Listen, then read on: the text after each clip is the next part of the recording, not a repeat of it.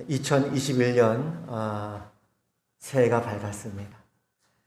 신실하신 하나님께서 올해도 어김없이 우리에게 새날, 새 페이지를 허락해 주셨고 오늘 또 첫 주일 예배를 올려드리게 또 인도해 주셨습니다. 하나님께 감사드리고 오늘 이 첫 주일 예배 첫 페이지에 오신 여러분들 주의 이름으로 환영하고 축복합니다. 잘 오셨고 또 오늘 영상으로 함께 하신 우리 화평 모든 식구들, 또 함께하는 모든 우리 믿음의 성도들 주의 이름으로 환영합니다. 여러분 예배 오신 것 축복드리고 또 이 시간 오신 것 또 이렇게 환영의 말씀을 드립니다. 작년 이제 2020년에 또 저의 어떤 목회나 또 사역에 있어서 전환점이 됐던 책 중에 하나가 유진 피터슨이라고 하는 책이었습니다. 유진 피터슨은 이제 미국의 목사님 이름인데요. 그 목사님이 이제 자서전격으로 본인의 생애 또 목회자가 되기까지 과정, 또 교회가 세워지는 또 과정들, 사역들 이런 것들을 또 적었던 책인데 그 책을 통해서 또 교회가 무엇인가라는 생각과 함께 제 개인적으로도 많은 유익이 있었던 그런 책이었습니다. 그 유진 피터슨 목사님이 쓰신 책 중에 또 하나가 한 길 가는 순례자라고 하는 그런 책이 있었습니다. 올해 우리 2021년 표기도 하죠. 한 길 가는 순례자. 근데 그게 이제 영어로 쓰여진 책이니까요. 원래 이제 영어 원문에는 어떤 책 제목이냐면 한 방향으로의 오랜 순종이라는 뜻입니다. 한 방향으로의 오랜 순종. 이제 우리나라 말로 번역하면서 한 길 가는 순례자라고 이제 번역이 됐습니다. 그 말이 의미하는 바가 무엇인가? 한 방향으로의 오랜 순종. 세 가지로 생각을 해봤어요. 첫 번째는 우리 모든 그리스도인들은, 우리 예수님을 믿는 모든 그리스도인들은 한 방향으로의 동일한 목적지가 있다. 동일한 목적지가. 우리가 다 천성을 향해 가는 것 아닙니까? 아까도 우리가 찬송가 중에 천성이라는 표현이 있었는데 하나님께서 약속하신 하나님의 나라, 구원의 완성, 천국을 향해서 우리가 다 믿음으로 가는 것 아니겠습니까? 그래서 우리가 이 세상을 보는 관점은 분명하죠. 하나님께서 우리에게 가르쳐주신 계시지만은 하나님의 창조, 세상을 창조, 그리고 구원, 예수 그리스도 안에서의 구원, 그리고 구원의 완성, 분명하죠. 우리는 다 그 구원의 완성, 하나님께서 약속하신 하나님의 나라, 또 우리식으로 표현하면 천국을 바라보면서 매일매일을 우리가 소망 가운데 살아가고 있는 것입니다. 또 한 길 가는 순례자, 한 방향으로의 오랜 순종이라는 말이 의미하는 두 번째 의미는 그 구원의 완성을 향해 가는 길은 믿음과 순종으로 걸어가는 것입니다. 오직 의인은 믿음으로 말미암아 살리라. 올해도 우리가 어김없이 우리는 믿음과 순종으로 우리 각자에게 주어진 삶들을 걸어가도록 하나님께서 우리를 하나님의 백성으로 부르셨다는 거죠. 또 마지막 세 번째의 의미는 그러나 그 길은 우리가 걸어가는 이 믿음의 길은 단시일 내에 도달할 수 있는 것이 아니라 오랜 순종에 걸친 어떤 면에서는 평생에 걸친 그런 순례의 길이다. 그래서 이제 오늘 우리가 봤던 이 올해의 표, 한 길 가는 순례자, 혹은 한 방향으로의 오랜 순종이라고 하는 이 문장은 우리 그리스도인은 이 세상에서 누구인가를 보여주는 분명하고 명확한 글이라고 우리가 할 수 있겠습니다. 이러한 믿음의 오랜 길과 관련돼서 지난 우리 한국교회는 그 70년대, 80년대에 그야말로 급성장을 했었습니다. 급성장이었죠. 그때 우리 모두가 우리 여기 우리 장로님들, 우리 권사님들, 우리 모두가 그런 삶들을 살아오셨지만 그런 것 많은 축복들을 우리 모두가 경험해 왔습니다. 뭐 예를 들어 짧은 시간 내에 기독교 인구가 1,000만 명이 됐었죠. 80년대 초만 해도 90년대까지만 해도 인구의 4분의 1이 기독교인이다 그러죠. 짧은 시일 내에 1,000만 명으로 늘어났어요. 그리고 뭐 집회를 한번 한다 그러면 요즘도 그런 영상들이 유튜브 보면 나오는데요. 뭐 수십만 명, 100만 명 이상 모이는 집회도 여러 번 있었어요. 한번 상상해 보세요. 여의도 광장에 기독교 집회로서 100만 명 모인 걸 상상해 보십시오. 그런 시절을 우리가 지내지 않았어요. 그런 뭐 기적이라고 밖에는 달리 표현할 길 없는 하나님이 주신 축복이었고 한국교회 주신 축복이었고 기적이었고 또 우리의 그런 뜨거움이 있었습니다. 그럴 때 동시에 사회 경제적으로도 한강의 기적이 있었죠. 그거는 교과서에 있는 말이었습니다. 한강의 기적. 그건 이제 한국교회 성장과 함께 우리 한국 땅에 그런 경제적인 급성장이 또한 있었습니다. 그야말로 기적이었어요. 그런 어떤 시기를 거치면서 우리나라 사람을 특징 짓는 외국 사람들이 우리나라 사람을 특징 짓는 언어 중에 하나가 뭐냐면 빨리빨리였습니다. 그렇죠? 빨리빨리. 근데 이게 빨리빨리라는 말이 뭐 꼭 부정적으로 우리가 이해할 것이 아니라 긍정적인 측면을 보면 빨리빨리란 말 속에는 그만큼 부지런했다 이 말이에요. 게으르지 않았다 이 말이에요. 그 빨리빨리라는 말 속에는 그만큼 열심히 살았고 치열하게 살았다는 것을 우리에게 이야기해주는 그런 단어입니다. 한국 사람들은 빨리빨리, 부지런하다, 참 열심히 있다, 게으르지 않다, 치열하게 산다 그런 말 안 합니다. 뭐 아침에 출근할 때도요 보면 뭐 사람들이 막 뛰어가잖아요. 얼마나 부지런한 민족입니다. 이게 우리나라였어요.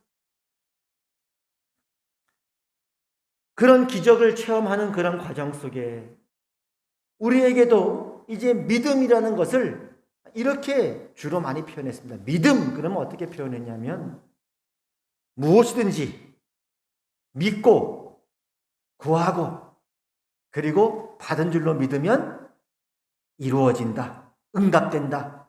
그것을 우리가 주로 이제 믿음으로 표현했습니다. 분명하고 명확했죠. 실제 우리는 그런 많은 응답을 받았어요.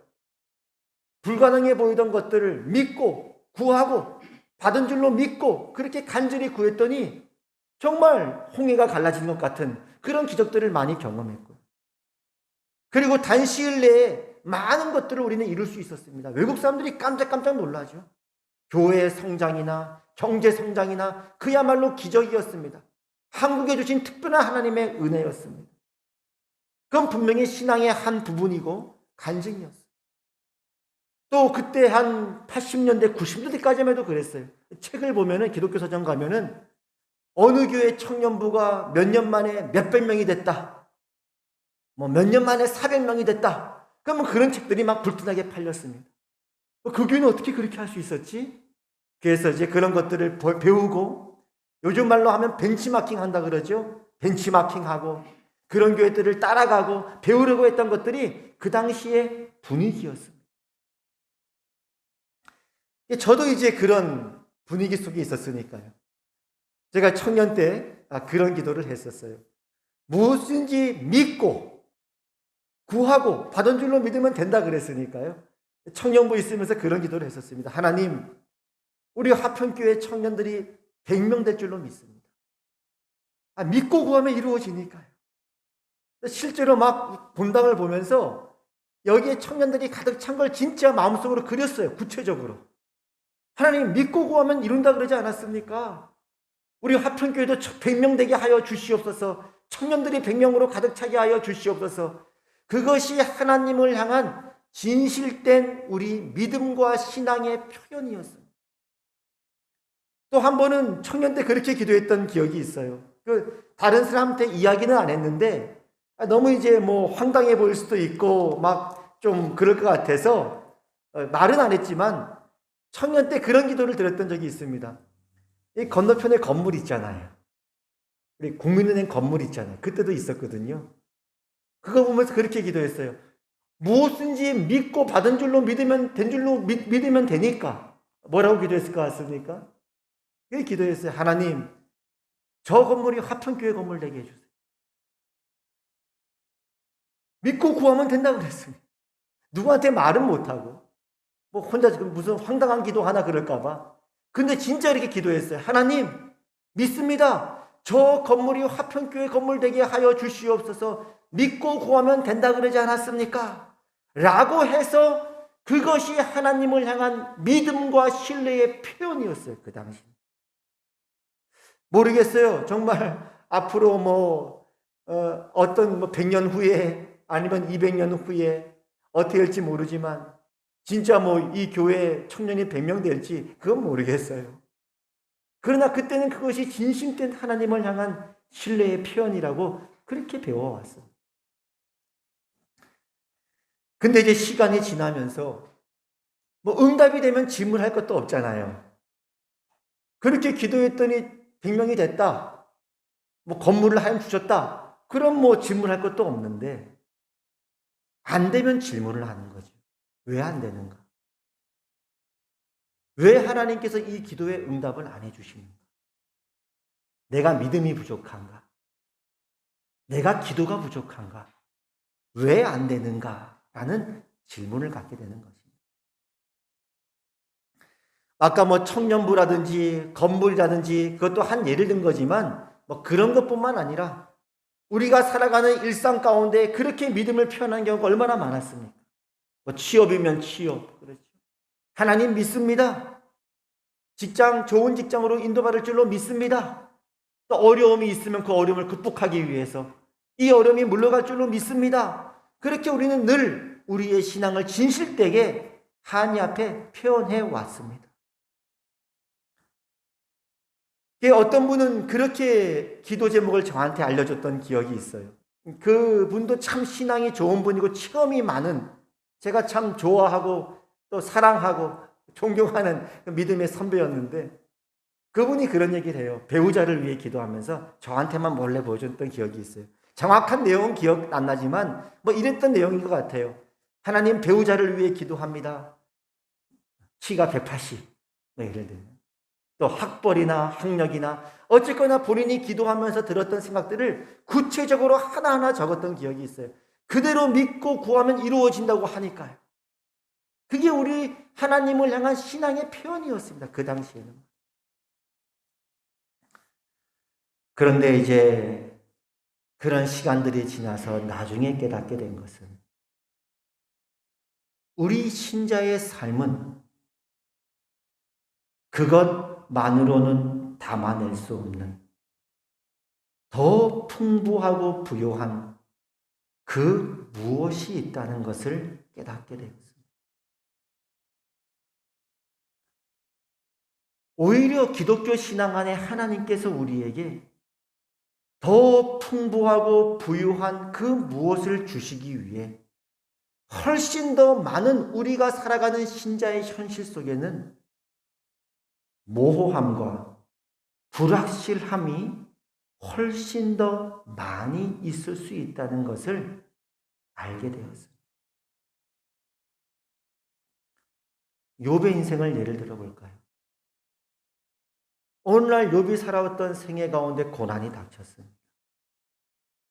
고난이 오니까 욥이 했던 건 뭐였죠? 질문이었죠. 왜요? 나에게 이런 고난이 있는 이유가 무엇입니까? 왜 이런 고난을 주셨습니까? 심지어는 하나님 실수하신 거 아닙니까? 라는 것까지 그가 아우성을 치게 됩니다. 왜 나에게 이런 고난이 있습니까? 그런 아우성 끝에 욥기서 42장에 가면 그가 드디어 항복을 합니다. 이렇게 고백하죠. 내가 죽게 대하여 귀로 듣기만 하였사오나 이제는 눈으로 주를 배움나이다. 항복하게 되어져. 내가 고난받기 전에는 죽게 대하여 귀로 듣기만 했지만 고난받은 이후에는 하나님을 눈으로 뵙게 되었습니다. 그러나 욥이 그렇게 하나님께 항복했다고 해서 욥이 하나님께 올려드렸던 그 모든 질문에 대해서 하나님께서 하나하나 상세하게 다 답변해 주신 건 아니에요. 욥이 하나님 앞에 항복했던 그 항복은 하나님은 나보다 크신 하나님이시고 다 내 머리로는 헤아릴 수 없는 하나님이십니다. 라는 것에 대한 항복이었어요. 내가 다 이해하지 못한다고 해서 하나님이 안 계신 것이 아니고 내가 이해하지 못한다고 해서 하나님이 잘못하신 것이 아닙니다. 하나님은 크신 하나님이십니다. 라는 것에 대한 항복이었다는 것입니다. 여전히 그가 했던 수많은 질문들은 모함으로 남아있습니다.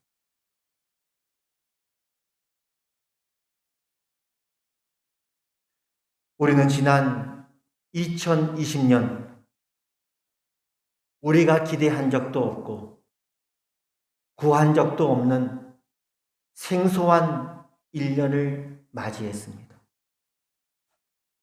앞으로도 코로나 변종이 있다고 하니까요. 2021년도 만만하지 않아 보입니다. 우리 믿는 사람들은 이런 질문을 합니다.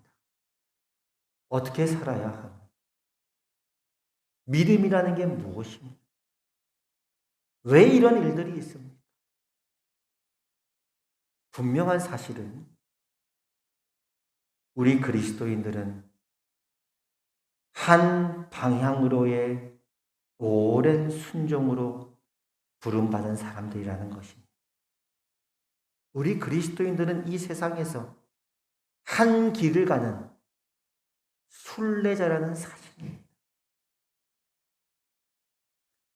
오늘 본 말씀의 배경이 그 예레미야 선지자가 살았던 그 시대인데요.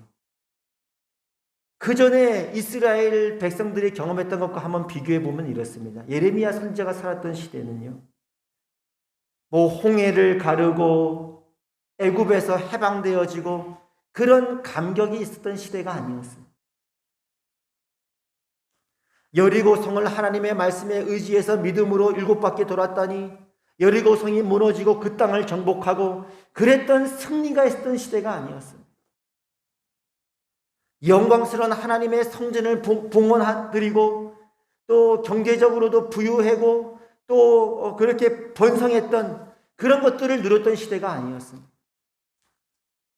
예레미야 선지자가 살았던 시대는 애굽에서 나왔던 이스라엘이 다시 바벨론의 포로로 들어가야 되는 그런 때였습니다.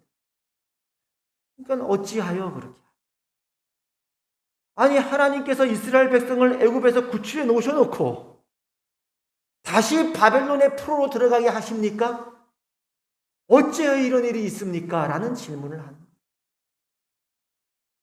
적군의 성이 무너진 것이 아니라 여리고 성처럼 무너졌던 것이 아니라 언제 무너질지 모르는 마냥 견고해 보이기만 하는 그런 바벨론 성으로 그들이 잡혀 들어가야 했습니다. 영광스러운 하나님의 성전을 봉헌해 드렸던 것이 아니라 그 성전이 파괴되고 제사장들이 죽는 것을 그가 옆에서 지켜봐야 했습니다. 물론 그 이유는 이스라엘이 하나님께 범죄하였고 불순종했고 우상 숭배한 결과로 일어난 것이지만 그걸 알면서도 예레미야는 그 고난이 너무너무 심하니까요. 탄식할 수밖에 없었어요. 그가 이렇게 탄식을 하죠. 슬프다 이 성이여. 전에는 사람들이 많더니 이제는 어찌 그리 적막하게 앉았는가. 어찌하여. 슬프다. 주께서 어찌 그리 진노하사 딸 시온을 구름으로 덮으셨는가. 하나님의 딸 예루살렘 아닙니까? 하나님의 딸 이스라엘이 아닙니까? 어찌하여. 슬프다. 어찌 그리 금이 빛을 잃고 순금이 변질하였으며 성소의 돌들이 거리 어기마다 쏟아졌는가. 어찌하여 성소의 돌들이 거리에 그렇게 돌아다니게 되었습니까? 그러나 그런 탄식 속에서도 예레미야 선지자는 하나님의 감동으로 하나님의 백성들에게 하나님을 향한 동일한 믿음을 표현할 것을 말씀하고 있습니다. 오늘 우리가 본 25절 말씀이죠. 기다리는 자들에게나 구하는 영혼들에게 여호와는 선하시도다. 사람이 여호와의 구원을 바라고 잠잠히 기다림이 좋도다. 이것이 또 다른 믿음의 표현이 아닌가. 우리식으로 표현하면 우리가 처한 현실을 살아가는 것. 우리가 처한 이 현실을 살아내는 것. 피투성이라도 죽지 않고 살아있는 것. 체념하지 않고 자포자기하지 않고 하나님의 구원을 바라고 동일한 순종과 믿음으로 그 길에 서 있는 것. 그것이 믿음이 아닌가. 예전에 이제 결혼식 때 보면요. 그때 이제 주로 한 20년, 30년 전에 주례사분들 주례한 걸 이제 들어보면 그때는 이 말을 주로 많이 썼어요. 이제 두 신랑 신부는 검은 머리가 팥불이 되도록 서로 사랑하고 사랑이 변치 않고 그런 얘기 들어보셨죠? 혹시 우리 권사님 결혼하실 때도 그런 얘기 하셨습니까? 주례사가? 기억이 잘 안 나죠. 검은 머리가 팥뿌리가 무슨 말인가 했어요. 팥뿌리가 아마 흰색이다 보니까 검은 머리가 흰 머리가 될 때까지 서로 사랑이 변치 않기를 바라는 그런 이제 주례사가 있었던 것 같습니다. 근데 시간이 지나면 지날수록 그 주례사가 사실은 엄청나다라는 걸 깨닫게 됩니다. 우선은 검은 머리가 팥뿌리 되는데 시간이 필요하잖아요. 오랜 시간이 필요해요. 하루 이틀 사이에 되는 게 아니죠. 뭐 서로 만나고 첫눈에 반하고 뜨겁게 사랑했다고 팥불이 되는 게 아니잖아. 두 번째로 그 오랜 시간 동안 그 시간들을 같이 살면서 나는 다시 태어나도 당신과 결혼할 거야. 그런 사람이 몇 명이나 있겠습니까? 그 시간들 동안에는 어떤 면에서는 후회들이 있을 수도 있습니다. 내가 왜 이 사람하고 결혼했나? 아니면 회의가 있을 수도 있죠. 내가 이러려고 결혼했나? 내가 꿈꾼 결혼이 이런 거였나? 아니면 많은 질문들이 있을 수 있습니다. 이게 뭔가? 우리가 살아가는 현실, 우리가 매일매일 맞닥뜨려지는 삶들은 믿는 사람이라 할지라도 내가 믿고 간구했더니 믿음대로 하나님께서 키가 180cm 되는 그런 남자를 만나게 해주셨어요 라는 것보다 훨씬 더 많은 부분에서는 모호하고 이해되지 않는 그런 현실들이 훨씬 더 많이 있다는 사실입니다. 그러나 이제 그 많은 시간들을 함께했던 그 노부부가 인생의 마지막 황혼에 서로 손을 잡고 마지막 순간까지 함께 서 있는 것. 그것이 완성이 아니냐. 그러한 시간과 세월이 없이는 결코 완성될 수 없는 그 무엇이 있지 않느냐라고 우리에게 질문하고 있는 것입니다. 그런 것들은 첫눈에 반했어요. 보고 또 보고 싶어요. 동그라미를 그리면 당신 얼굴이 떠올라요. 믿고 구했더니 믿음대로 마음에 드는 남자를 만났어요. 라는 것으로는 다 담아낼 수 없는, 때로는 모호하고 때로는 이해할 수 없고 때로는 불확실했던 그런 많은 시간들을 통해서만 만들어낼 수 있는 그 무엇이 있지 않느냐라고 우리에게 반문하고 있는 것이죠. 예수님과 우리와의 믿음, 예수님과 우리와의 혼인관계에 비유하자면 그렇게 우리 신자들이 살아왔던 평생의 세월들, 그것이 믿음이 아니냐. 때로는 주님, 하나님, 어찌하여? 라고 했던 수많은 모함들, 그 질문들, 그 회의를 통해서만 완성되어지는 그 무엇이 있지 않냐라고 우리에게 말씀해 주시고 있는 것입니다. 우리 화평교회 식구들 생각하면 참 귀합니다. 시간이 지나면 지날수록 참 귀한 분들이다 이런 생각이 듭니다. 하나님께서 30여 년 전에 이곳에 화평교회를 세우시고 여러분들을 각각 처소에서 여러분을 불러주셨어요. 그리고 지금까지 많은 시간들을 우리가 함께 살아왔습니다. 아마 여기 우리 권사님들 따님도 있고 우리 장로님 또 우리 있지만은 주일학교 때부터 우리가 다 알아왔던 그만큼의 세월이 흐른 거 아니겠습니까? 그리고 하나님께서 또 계속 귀한 성도님들을 보내주셔서 같이 이렇게 또 살 수 있도록 우리에게 허락해 주셨습니다. 지금까지 살아왔던 이 많은 세월들, 그리고 앞으로 살아갈 또 많은 시간들을 통해 하나님께서는 또 다른 그 무엇을 우리 가운데 담아내고자 하시지 않을까요? 그렇게 올해도 함께 이 길을 걸어가는 여러분들이 있어서 참 감사합니다. 이제 올 한 해 우리에게 또 1년의 순례의 길이 시작되었습니다. 그리고 우리에게는 변치 않는 하나님의 약속이 있습니다.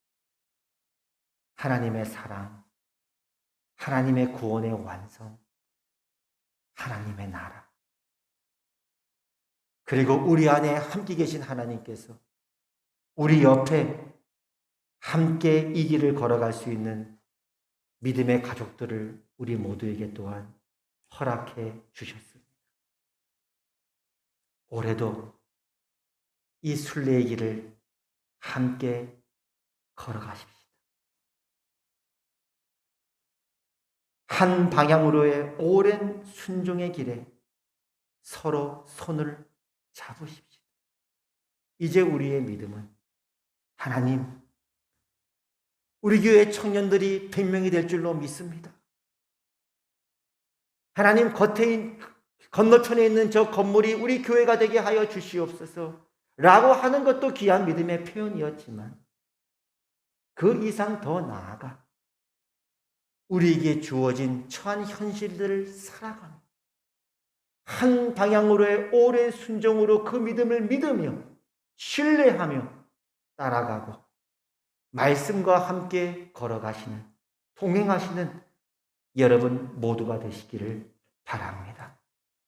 주께서 올해도 우리와 함께 하실 것이며 천성에 이르도록 우리를 도우실 것이며 구원의 완성을 이루어 가실 것입니다. 이제 2021년 우리가 단 한 번도 살아보지 못했던 또 다른 우리 인생의 무대가 펼쳐져 있습니다. 기도하겠습니다. 하나님 아버지, 2021년 올 한 해 우리를 한 길 가는 순례자로서 한 방향으로의 오랜 순종으로 우리를 불러주시니 감사합니다. 이제 이 시대에 이 때를 살면서 하나님을 향한 변함없는 우리의 믿음과 신뢰를 고백할 때에 주님, 우리의 믿음을 더욱더 굳게 세워 주시옵고 주님 오시는 그날까지 이 믿음을 지키며 주와 함께 동행하는 복된 생애 되게 하여 주시옵소서. 또한 우리 각자에게 그렇게 함께 이 길을 걸어갈 수 있는 많은 믿음의 가족들을 허락해 주신 것 감사합니다. 한 사람도 넘어지거나 시험 들지 않도록 붙들어 주시고 서로 손을 맞잡고 힘을 다해 걸어갈 수 있도록 우리에게 은혜와 자비 더하여 주시옵소서. 지금까지도 그렇게 하셨고 앞으로도 그렇게 하실 하나님께 감사드리오며 예수님 이름으로 기도합니다. 아멘. 우리 찬송가 384장 찬송드립니다.